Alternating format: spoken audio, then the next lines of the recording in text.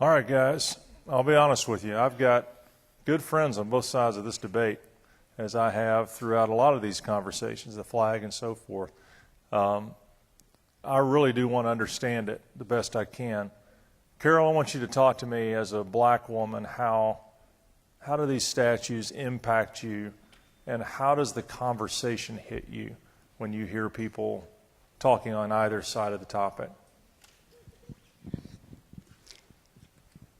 Dan, I have to reflect a little bit back on my history as a black woman who was instrumental and participated heavily in the civil rights movement as a student at Tougaloo College.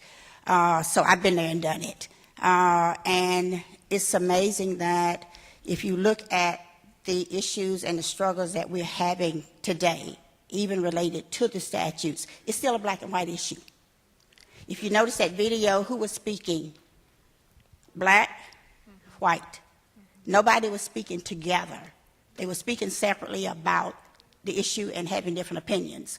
So if I look at it as a black woman or a black person, period, whose history is involved in that whole struggle of the civil rights, then sure, I'm passionate about these symbols not being there, because it reflects to me the past and what we as blacks went through in the past. And by the way, one thing we've always said, notice that I asked her what she felt as a black woman. I didn't ask her to represent black women. She's not representing every black woman in this room, or certainly not in this state. My question to her that I want to understand as a white man, raised in Texas, transplanted to Mississippi, is help me understand from your perspective. And if I had 5 black women here, they may not all agree on their experiences or on how they see it. So, again, some of it has to do with how we ask the question. So, all right, y'all respond to Carol. Who wants to speak to the conversation? Well, I'll begin. And, first off, I'm a pastor, and I'm going to use terms black, white. So just to clarify that, because there are different terms, but so I'm going to use black, white. I probably sympathize more with the black community on these issues, and yet doing so does not put any more black people in my church. I will say that. Are y'all tracking with me? Y'all follow me there? It really probably doesn't put more white people in there either. But I have great sympathy, and then at the same time I have great conflict because of my own personal history as a white man who went to Ole Miss, who was heavily involved in the early to mid-'90s, going to Ole Miss football games. I waved the flag. Now at this juncture, I'm not proud of that. I participated in fraternity events and going to the Confederate Graveyard Cemetery, which is almost idolized, or it was at that time. It was revered. And so I've kind of walked that walk and have regret even. I'm being honest on that. And then at the same time, I have in my office at church a wooden artistic work of Colonel Reb. And on the back of it, my mom wrote a little note about going to college and, love mom. And, that has real sentiment to me. And I'm not going to throw it in the dumpster. And it's up there. And still, again, I can sympathize with the black or with your perspective there. So I would just say, in starting off, I tend to try to make points in conversation, and the Lord has really led me to make a point to listen first. And even when I hear someone not listening to me, which is often the case, and the pride and anger can kind of rear up, to really suppress that and just keep listening and let the Lord work. I'll finish there and let someone else. Yeah, no, I mean, it's a conversation. This isn't a panel as much as a conversation. So I would say I'm a little bit in between in terms of age. My dad fought in the civil rights movement of the 70s, 80s, 90s, and forward. And then I went to the University of Mississippi in 2000 and entered into what to me was a stream of student activism going back to the late 90s when Chancellor Turner and the student government at that time basically banned the Confederate flag. While I was there, we had the fights about Colonel Reb, and so now seeing students at the university wrestling about the statue bring to mind a lot of questions and criticisms, even most recently levied at folks like myself who attended the university. Why would you as a black man go to a place that doesn't welcome you is the question. Why not go to an HBCU where you'll be fully affirmed? And my experience at the university was that we were affirmed, the chancellor, Chancellor Kayat, various faculty and staff and other students across racial lines. So the issue there wasn't just black-white. It was that you had whites and blacks on one side and then whites and blacks on the other side. And it gave me an opportunity, at least in my experience, to recognize that just like the black community is not one thing, the white community is not one thing. I remember conversations with the chancellor and others who said, this is going to happen. We're going to make these changes. And we want you as students to help us lead that charge.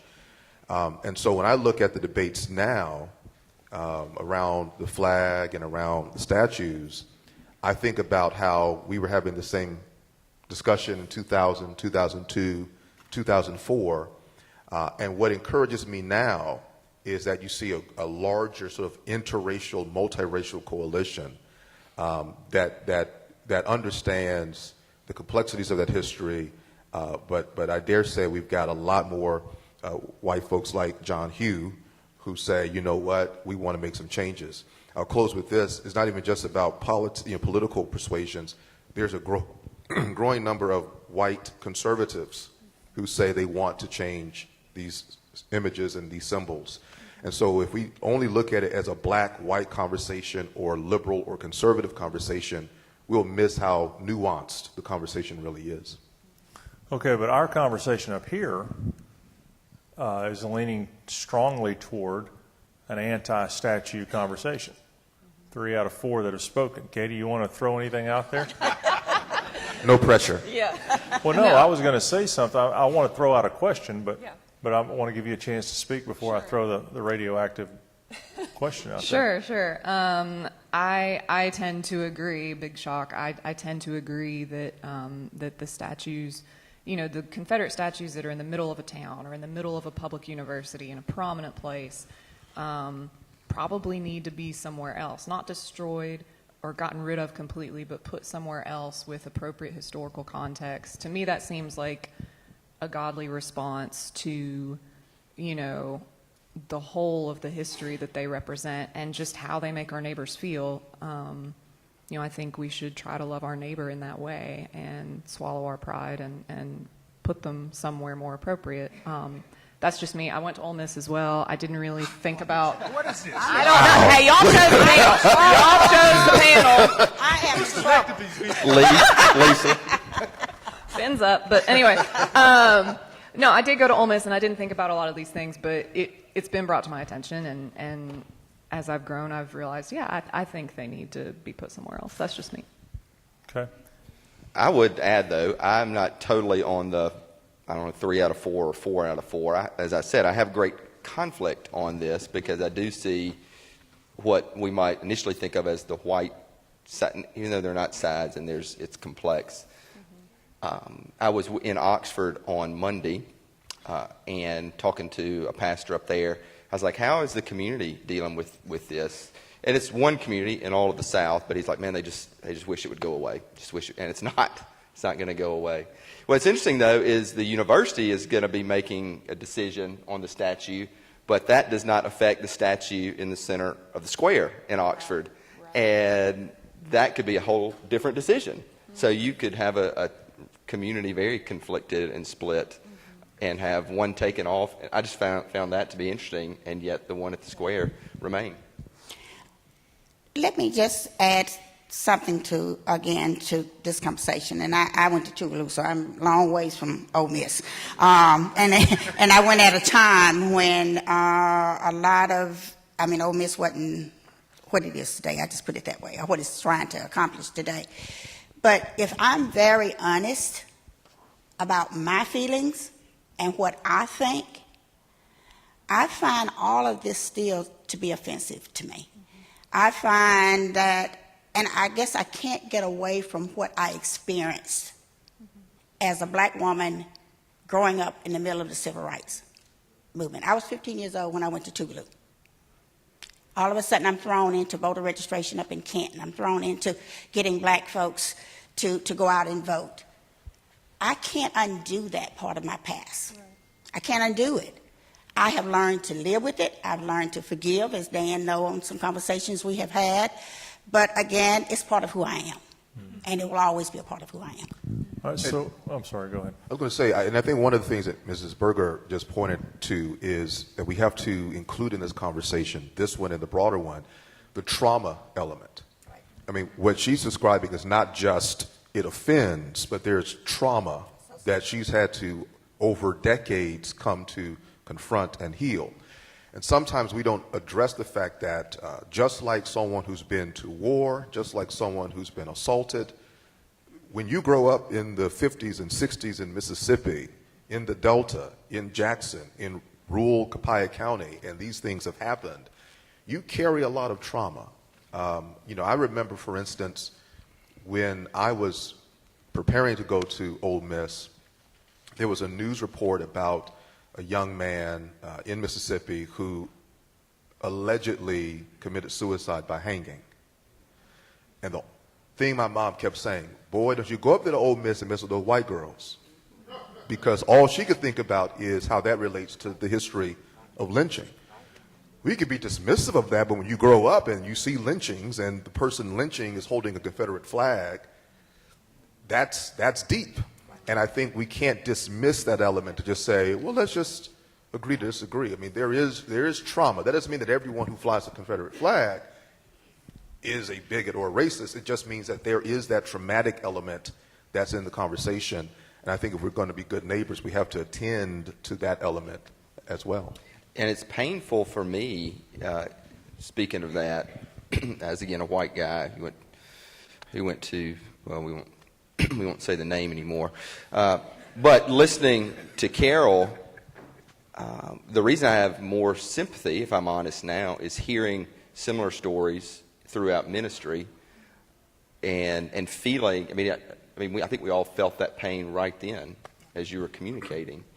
And as Christians, and as Dan said, the only assumption we're making is that we're Christian believers here.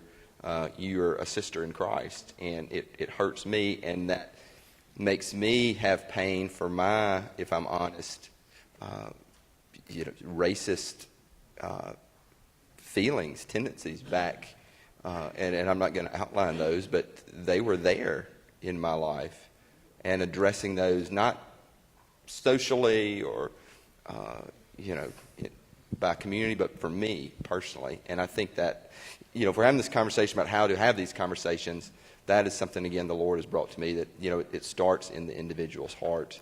As you're listening to someone else who, my favorite verse is John 10:16. John 10:16, Jesus said, "There are others out there, not of this fold. I must go to them. They will hear my voice, and there'll be one flock with one shepherd." And so I love that there's a lot of evangelism there, but there's also a love for someone who would be the other person that I would not naturally gravitate to or hang out with. And so that does directly tie to racial lines, if I'm being honest. And yet Jesus goes to that other person. And so I do feel called as a Christian and as the church that we're called to go to others. So therefore have that sympathy for. So help me understand this then, because this whole issue, you guys are pastors. Certainly you've preached on the text about Paul in Romans saying, if it causes my brother to stumble or to be offended, I won't do it, which also plays into this conversation. If I feel the weight and the pain of my brother and sister, I want to lift that in any way that I can. So I'm all on board with that idea. The question becomes, we can also be controlled by constantly offended people. So how do we balance when something is offensive to someone who's always, and we're seeing that in our culture. Everyone's mad about everything.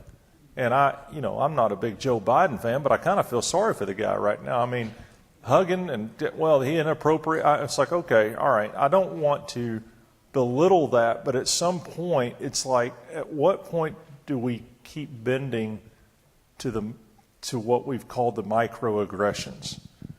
And so that we almost lose our voice. So to the person that says, and can argue articulately, and if we had a 3-hour, I host an event in my home about every 3 months with about 10 leaders in the state on racial conversations, and we go 5 hours. So we go from noon to 5. Nettie's part of that. John Hughes part of that. And we start talking about these topics, and it's not 30 minutes. It's not 45 minutes, and so it can get very deep into these conversations. And so I'm trying to wrap it up simply with this question. You're going to have some really good people that could argue vociferously. Nettie, that means passionately. Thank you. That, look, I understand that it hurts you. But for us, the Civil War, A, wasn't the Civil War, it's the War of Northern Aggression. You hear that one. Don't you love that argument? B, Watch it. well, and it's an interesting argument. Number two, it wasn't over, and this is the big one, it wasn't over slavery, it was over states' rights that had to do with slavery. And the argument was that the North, there were 7 states in the North that had laws against blacks owning land in the state. They were not allowed to. And so it wasn't a battle over slavery and human rights. It was truly a battle over federal or state control. And if that were fought again, there were people that would still say states' rights. The state should have more authority. So this is not a battle to some people over racial issue and pain. It's a battle over something else of which they are proud of their ancestors for taking that fight. And that they can be offended that it's always tied to slavery. So help me understand that for someone whose position might be that, since no one at the panel has that position. And it's not fair to represent maybe a third party, but I think it's part of the conversation. Otherwise, we're just up here going, yeah, we're all... There are some good brothers and sisters who love God and would love us and would hold you in that trauma, which is a great distinction, CJ. But still say, but that I'm not convinced. Help me with that position. You say I'm not convinced. I think maybe my thing is I don't think we have to be convinced. The passage doesn't say if something causes my brother to stumble and I agree with him.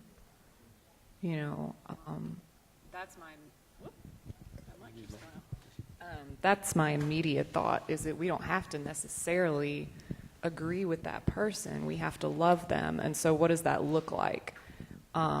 Whether it's taking the statue down or not, what does that look like? And I don't know. For me, it also, I think about, okay, because you make very good points about, well, I don't believe it was really about slavery. I don't believe it was really about white supremacy. And I'm offended that you want to take down this thing that honors my ancestors because it offends you. Okay, so both sides are offended. All right, so we got offense on both sides. So then sometimes to me, maybe we should look at, we still have racial inequality in this country. I think we can all agree on that, or we wouldn't be here. We should. That's my opinion. And I think as long as we have that racial inequality, maybe those of us who have more privilege should be willing to give up some of that as long as we have it. That's just my thought. So I can appreciate that political, philosophical, historical argument. It's out there and people have it. I do think we should be free enough to have the debate about those facts as well, right? I mean, when I read Mississippi's Articles of Secession, it is very clear that all that political, historical stuff is also related to the institution of slavery. Is it right there in black and white? The flag and the statues emerge not during the Civil War. I'm going to call it the Civil War. They emerge in the 1890s when there is the Constitutional Convention of 1890, and that was to change the 1868 Constitution. And you hear folks like James K. Vardaman, who was a senator then, who becomes a governor later, say, let's not equivocate. We have created this Constitution to get the N word out of politics. And then all of a sudden you see the flag, and you see the statues. And then in the 1960s, around the time that you were involved in the civil rights movement, you have Governor Barnett and the flags. And I mean, so it's not this sense of just a purely political, ideological debate between the North and the South.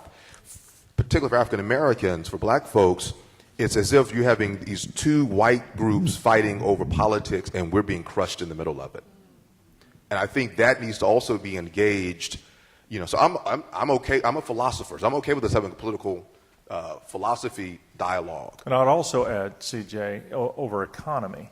Right. Absolutely. It was about whether we were going to be agrarian or industrial. Right. And so this is where ideas impact real human life. Right. That's the first thing. The second thing, though, is that I also think, to your point about offense, at least my perspective is we have to have room for grace and redemption. And I think that's something that we're lacking more and more in our culture today. John Hugh is about maybe 5 years older than I am, I'm assuming.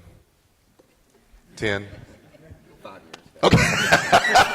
Yeah. So I don't know if he would have hung out if we were the same. I don't know if he would have you- hung out you- if we were the same age. You went in the wrong direction than he thought you were going to go. Okay.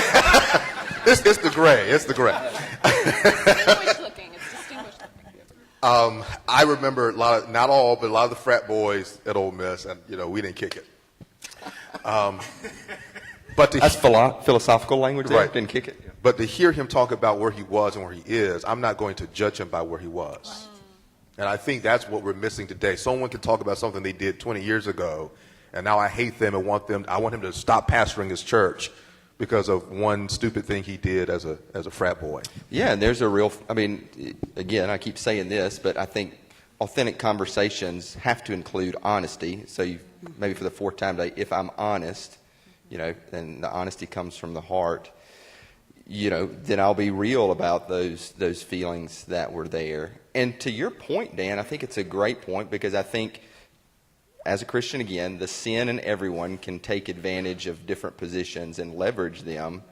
And so, you can manipulate positions. I think that that's fair, and we've got to have wisdom in how to make those conversations. I read a great piece. I love to read, and I've got all my Civil War biographies at home, but a great book is April 1865. It was written by a guy named Jay Winnick, and he wrote a piece in the Wall Street Journal a few weeks ago about this whole conversation, broader than the Confederate statues, more about a national conversation on race and apology.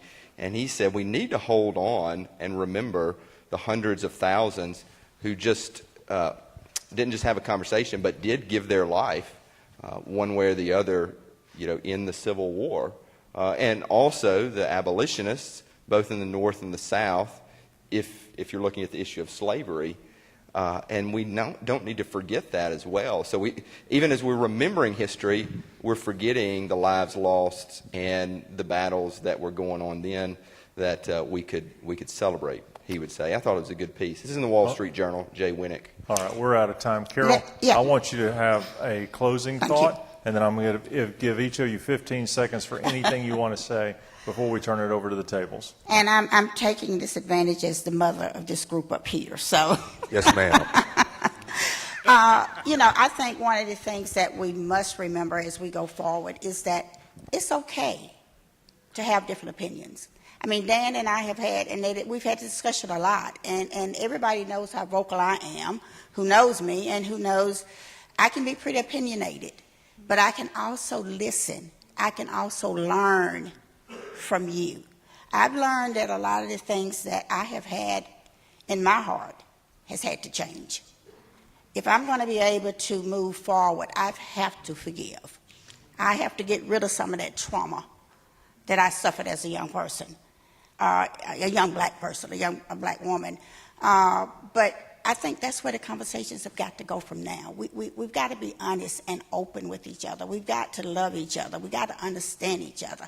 And I think that's the whole purpose of Mission Mississippi, is opening this dialogue. And I encourage you all to do that. Sure. Talk about your trauma. I've talked about it. I still talk about it. But I also understand the other side. I don't necessarily agree with them, as Katie said, but I need to hear them too. Mm-hmm. I need to hear both sides of the conversation. Katie, any last thought? Not really, just that, not only as we talk about these things, but, these things are actually happening. And, like, people in this room could actually have an impact on whether the statues go or stay. Maybe not all of us would impact that directly, but, like, I would say not only in our conversation would we have grace for each other, but in our actions we would have grace for each other. And whatever the fallout is, whatever happens with the statue at Ole Miss or whatever, that we would have grace for each other in moving forward. CJ? I would say that I'm thankful for this conversation, this public conversation we've had, and I'm thankful that we have, in addition to the mother of the group, we have Gen X and millennials in the room, because sometimes I think our perspective is not always lifted up, and I know it's not one size fits all, so it's good to be able to have that conversation. If we're going to advance Mississippi, then we have to engage how are millennials, how are younger folk engaging this, and then how does the church come alongside and support young people as they're navigating through the racial history and the racial present. Very good. John Hugh? I love Mississippi because of things like this, and I think it is a movement that's countercultural because our culture today is very conflict averse, lawsuit fearful, and very thin-skinned. And it's countercultural because it's saying move into that and find, a greater common denominator, and who he is, I believe, Jesus, that we're not fearful of conflict and we can have the conversations and still embrace one another as we walk together. And I think it's going to be a continual journey. My closing thoughts are twofold. First, you all understand that this whole thing really isn't about the statues. It's about the conversation. We want to challenge you that Mississippi is not trying to start another debate on statues. We're trying to show how do you have a conversation about difficult topics. Number two, one of our mantras early on when we were starting that was this: I'm not trying to change your mind, I'm trying to hear your heart. And if we can be more focused on that, it may help us understand each other a little better.